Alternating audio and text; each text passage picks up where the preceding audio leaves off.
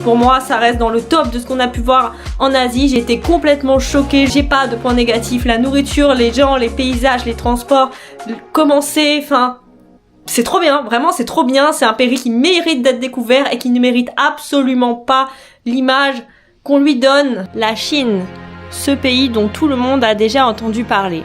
Ce pays où les médias s'en donnent à cœur joie afin de le dénigrer à tout va et qui souffre aujourd'hui d'une image désastreuse en Occident.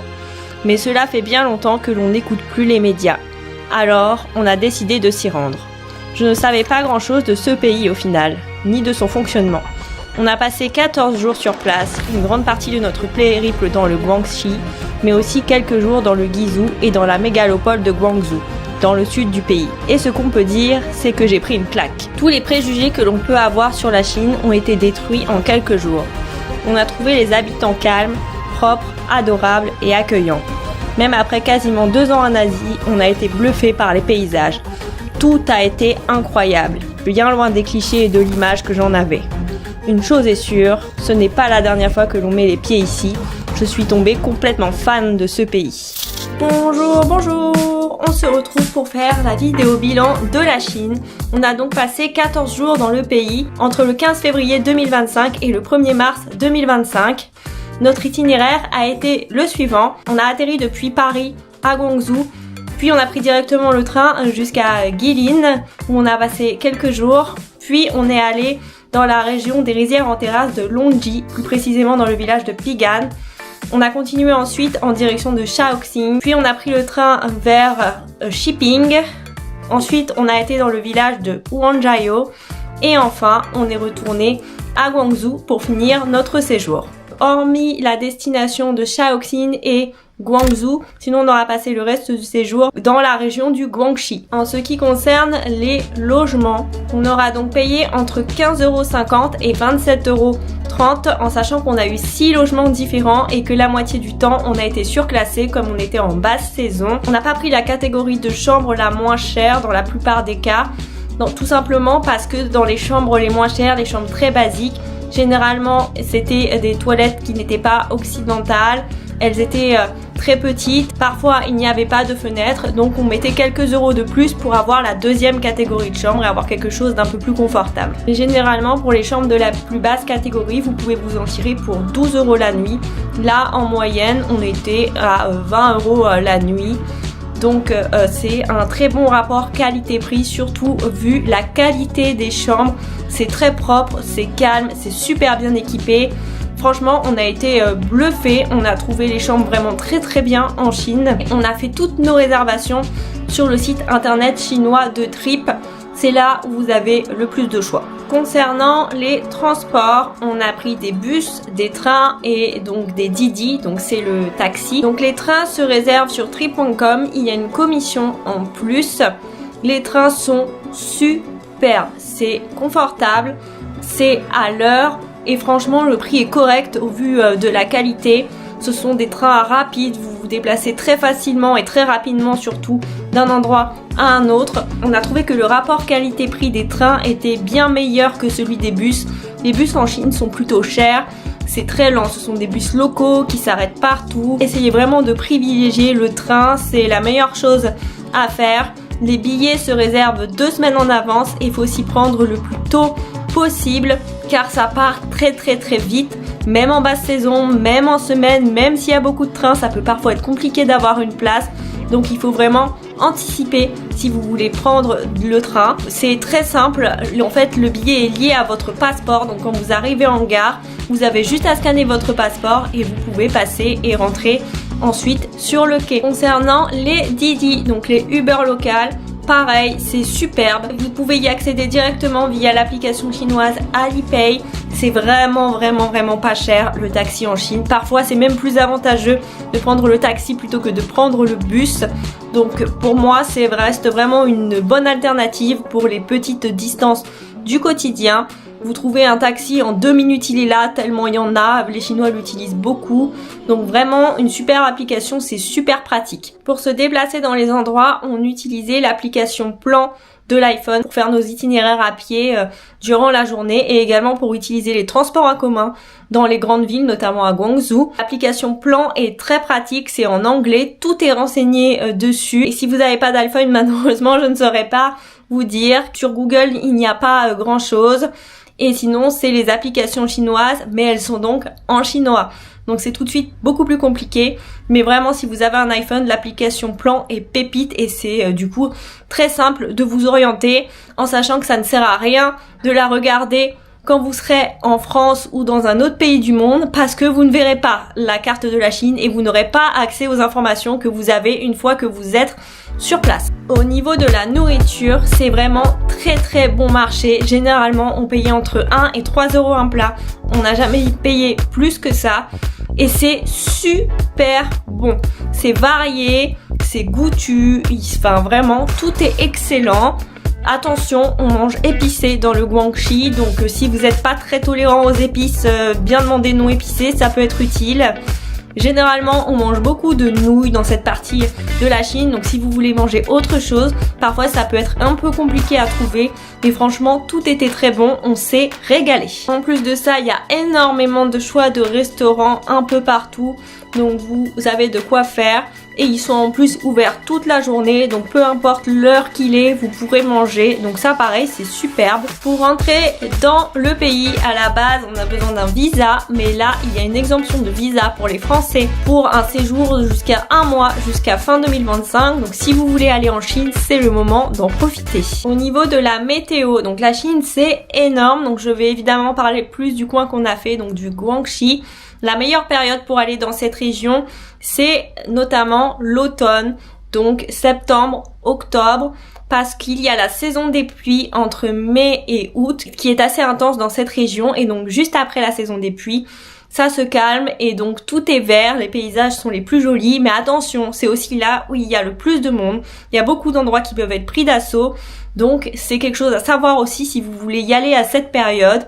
Nous, on y était donc du 15 février au 1er mars. C'est pas la période la plus haute, au contraire, c'est plutôt la basse saison, mais ce n'est pas du tout la pire période pour voyager dans cette province, car c'est la période où il pleut le moins. Alors pour eux c'est l'hiver, donc il fait froid entre guillemets, on a eu entre 10 et 15 degrés, donc c'était plutôt correct, mais il faut savoir que l'ensoleillement n'est pas forcément optimal. Nous on a eu pas mal de jours de gris, mais ça nous a honnêtement pas gêné plus que ça. Donc on a trouvé que c'était une période très bien, surtout pour les gens qui veulent être tranquilles parce que nulle part il y avait la foule, c'était vraiment très agréable d'y voyager à cette saison. Au niveau de la propreté et de l'hygiène, alors là, on a été hyper étonnés, on s'attendait à tout sauf à ça, parce que tout est nickel. Il n'y a pas de déchets dans la rue, ils font le tri, ils utilisent beaucoup moins de plastique que dans d'autres pays d'Asie. C'est super propre partout, que ce soit les rivières, les rues, les restaurants, les chambres, tout est super bien entretenu.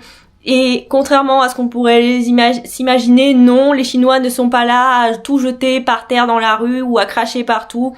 Honnêtement, même on a vu des gens cracher, mais ils crachaient dans des poubelles, ce qui n'est vraiment pas le cas dans d'autres pays. Donc au niveau de ça, on a été très étonnés, on a trouvé ça très propre, ils prennent soin de leurs endroits, il y a toujours des gens qui sont là pour nettoyer les rues, vraiment c'est nickel, et que ce soit dans la campagne ou dans une ville à 16 millions d'habitants comme Guangzhou, il n'y a rien à dire, c'est super. En ce qui concerne la connexion, nous on a pris un numéro chinois à l'aéroport de Guangzhou, on a eu 40 gigas, donc c'était des forfaits pour 1 mois et on n'avait pas d'autre solution, c'était juste cette carte SIM, ce forfait, 40 gigas 1 mois. En tout cas à l'aéroport de Guangzhou, et on a payé 25 € pour cette carte SIM. Le réseau 5G est excellent, on capte partout, dans les montagnes, on avait toutes nos barres, dans les tunnels, au fin fond de la Pampa, dans un train à 250 km/h, vous captez, le réseau est nickel, et pareil pour les Wi-Fi, il n'y a aucun problème. C'est même déjà arrivé qu'on ait un routeur par chambre pour vous dire, donc la connexion est très fluide et WeChat reste indispensable car dans certains endroits vous pouvez payer qu'avec cette application. Et donc si vous vous demandez ce qu'est WeChat, ça me permet de vous parler du système de paiement ici. Donc on utilise deux applications, WeChat et Alipay. Donc sur les deux, vous devez les paramétrer en France avant de partir. Vous allez vous enregistrer avec votre numéro de téléphone français et paramétrer l'application afin de la lier à votre carte bancaire. Et à partir de là, tous les paiements vont se faire avec un QR code en Chine. C'est-à-dire que soit vous allez scanner le QR code du commerçant ou alors lui va scanner le vôtre et vous allez devoir rentrer le montant demandé. Et vous pourrez payer comme ça. Franchement, sur le papier, ça paraît un peu galère, mais on a adoré le système de paiement. On a trouvé ça super pratique. Il n'y a plus besoin de cash, vous avez juste besoin de votre téléphone. On n'a tiré aucun cash en Chine parce que partout, on peut payer avec ça. Dans les bus, dans les restaurants, au fin fond de la campagne. Partout, ils utilisent ce système et le cash pour moi c'est complètement inutile en Chine, vous embêtez pas avec ça. Alipay et WeChat c'est vraiment la solution. Par contre, il vous faut vraiment les deux applications car dans certains endroits, notamment dans les bus, vous pouvez payer qu'avec WeChat et dans d'autres endroits c'est seulement Alipay. Donc il vous faut vraiment les deux applications, c'est vraiment hyper important et c'est indispensable pour voyager en Chine. Concernant la lessive, on l'a fait seulement une fois. Et on l'avait fait directement à notre guest house car on avait la machine gratuite. Et honnêtement, je vous conseille de le faire dans vos hôtels et guest house parce qu'on a vu peu de laverie. Donc sinon, je sais pas vraiment comment ça se passe. Donc vraiment le plus simple, c'est de faire comme ça. La population, alors on a été hyper bien accueillis et on s'est senti trop bien. On a trouvé les Chinois superbes. On vient vers vous, on vous souhaite la bienvenue, on vous parle. Ils sont adorables, ils sont toujours là pour vous aider avant même que vous demandiez quoi que ce soit, il y a quelqu'un qui va vous aider. Ils sont hyper gentils et hyper accueillants et pour moi c'est dans le top 5 des pays les plus accueillants d'Asie. On a été hyper surpris par rapport à ça, on les trouve très accessibles. Donc vraiment gros plus pour les Chinois, ça a été superbe pour nous. Donc voilà, c'est aussi pour ça qu'on a autant adoré notre séjour dans ce pays. Concernant nos coups de cœur, très difficile pour moi de choisir, j'ai envie de dire tout. J'ai été tellement bluffée par ce qu'on a fait sur ces 2 semaines que j'ai tout envie de mettre en coup de cœur. Vraiment, il y a eu 0 déception. Voilà, je vous dis tout de suite, aucune déception, bien au contraire. Tout ce qu'on a fait, tout ce qu'on a vu, c'était incroyable. S'il fallait en choisir 2, je choisirais Shaoxing car c'était très différent du reste. On était parmi l'ethnie Dong, donc on a vu des villages traditionnels, leur mode de vie dans des villages plus reculés et également des rizières incroyables là-bas. Enfin, tout ce qu'on a fait, tout ce qu'on a vu là-bas, ça fait que ça s'est vraiment détaché du reste, c'était très différent. Et en deuxième, je mettrais Guilin. Guilin, trop bien l'ambiance dans cette ville. J'ai adoré, il y a plein de choses à voir, plein de choses à faire et franchement, j'aimerais beaucoup y retourner parce qu'on n'a pas eu le temps de tout faire et pour moi, c'est une ville qui vaut vraiment le détour. C'est pas trop grand, c'est pas trop petit. Pour moi, c'est vraiment les 2 qui sont sortis du lot, mais honnêtement tout ce qu'on a fait, ça en valait le détour. Et pour quel type de voyageurs? C'est la Chine. Donc moi je dirais que c'est quand même pour des voyageurs plutôt expérimentés car clairement c'est une claque. La Chine c'est un autre monde, c'est un système qui leur est vraiment propre pour tout, c'est une culture très différente, c'est des codes différents et c'est beaucoup plus choquant que dans d'autres pays d'Asie. Il faut arriver à s'adapter et c'est surtout un voyage qui se prépare. Vous n'avez pas le choix pour voyager en Chine, vous devez paramétrer les applications, vous devez réserver le train en avance, vous pouvez pas y aller comme ça à la fleur au fusil, sinon ça ne marchera pas ou du moins ça sera très compliqué pour vous. Donc pour moi, faut être un minimum expérimenté,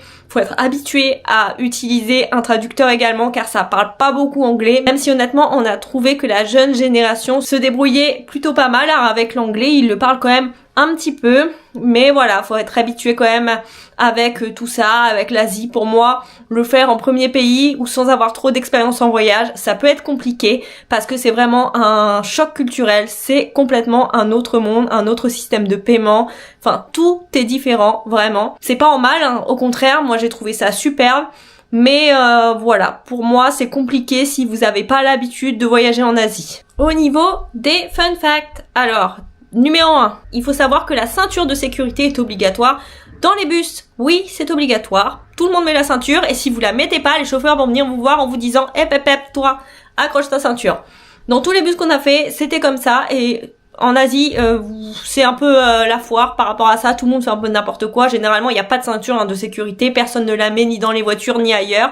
Donc, on a été hyper étonnés qu'en Chine, ça rigole pas avec ça. Numéro 2, quand vous achetez à manger et que c'est quelque chose qui va se manger avec les mains, ils vous mettent un gant en plastique pour l'hygiène, pour pas vous salir les mains quand vous mangez. Et tout le monde l'utilise. On a vu plein de gens qui sont en train de manger avec leurs gants en plastique. Donc niveau hygiène, c'est top. Numéro 3, le chiffre 4 porte malheur. Alors ça, c'est pas que en Chine, c'est dans beaucoup de pays bouddhistes d'Asie.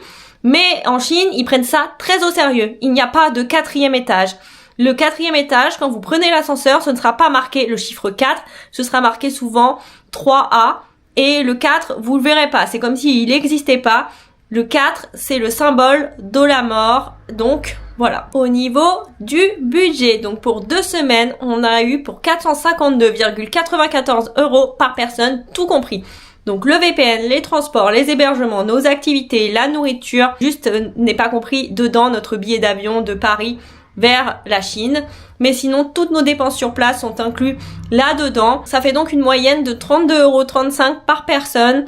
En sachant qu'il y a certaines choses qu'on avait pour 1 mois, donc la carte SIM c'était pour 1 mois alors qu'on n'y restait que 2 semaines, donc c'est aussi à prendre en compte.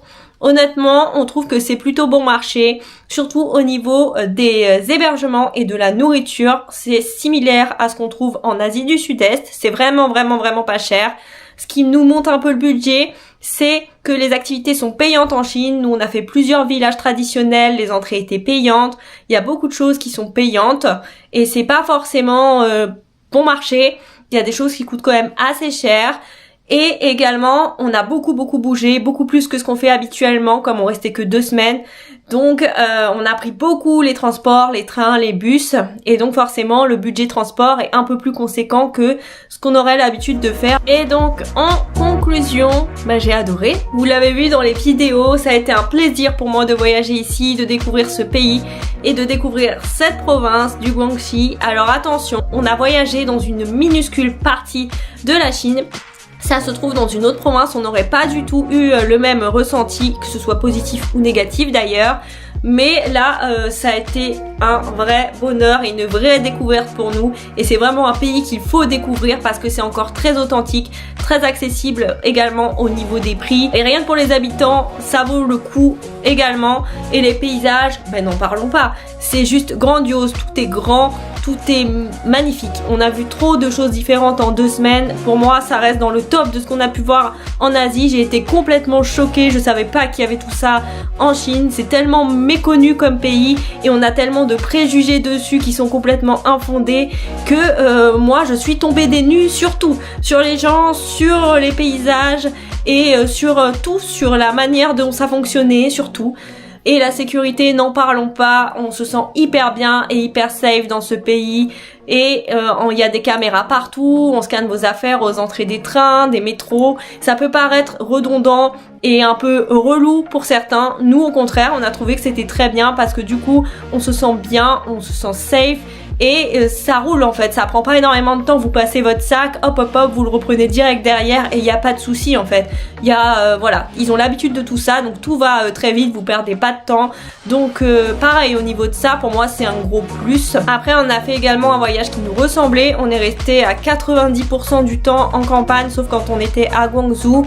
Donc peut-être que dans d'autres coins, dans d'autres villes, ça aurait pas été le même ressenti. Mais là, je suis super contente de l'itinéraire que j'avais réussi à faire parce que ça nous ressemble. Tout est super moderne et développé dans les grandes villes. Vous avez des robots qui servent votre café.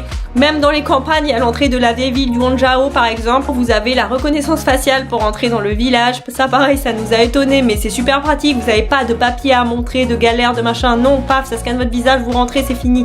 Enfin vraiment, tout est hyper pratique et hyper optimisé. Tout fonctionne très bien. C'est leur propre système, mais honnêtement, on le trouve très au point. Même au niveau du système de paiement, comme je vous l'ai dit, c'est très intuitif, très pratique. J'ai du mal à trouver des points négatifs à ce séjour. tellement tout nous a étonnés et tellement tout a été simple, agréable, facile pour nous. J'ai pas de points négatifs. La nourriture, les gens, les paysages, les transports, commencer, enfin... C'est trop bien, vraiment c'est trop bien, c'est un pays qui mérite d'être découvert et qui ne mérite absolument pas l'image qu'on lui donne. Alors après, encore une fois, tout n'est pas parfait en Chine, on le sait, et nous on parle de notre expérience en tant que voyageur. Je suis pas là pour parler politique ou autre, mais franchement, voyager là-bas, pour moi c'était le pied et je veux à tout prix y retourner. Il y a tellement de choses à voir et tellement de choses à faire partout qu'il faudrait des années pour découvrir ce pays. Et les habitants, c'est la même chose. Ils ont été tellement gentils, agréables, disponibles pour nous que ça m'a choqué en fait. Ça m'a choqué. On a fait des super belles rencontres, des rencontres simples, des rencontres authentiques. Ça a contribué à ce que notre voyage soit aussi bien. Donc, je recommande et croyez-moi, c'est pas la dernière fois qu'on y met les pieds. J'en garderai un sacré souvenir. Ça a été un super voyage.